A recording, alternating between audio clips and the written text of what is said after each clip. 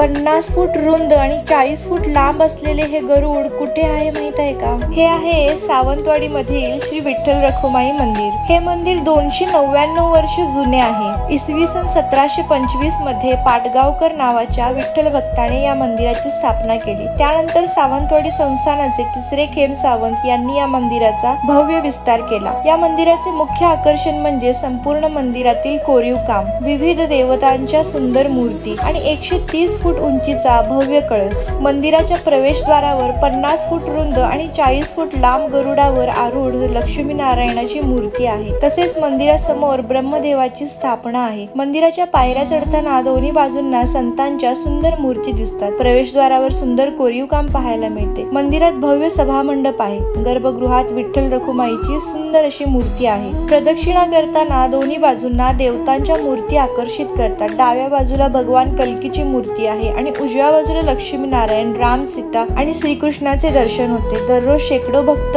या भक्तिमय, शांत, रमणीय आणि आत्मा प्रसन्न करणाऱ्या विठ्ठल मंदिराचे दर्शन घेण्यासाठी येतात। तर मग कधी सावंतवाडीला आलात तर या मंदिराला नक्की भेट द्या। आणि हा, अजूनपर्यंत मला फॉलो केलं नसेल तर लगेच फॉलो करा, जेणेकरून तुम्हाला कोकणातील अशाच नवनवीन गोष्टी पाहायला मिळतील।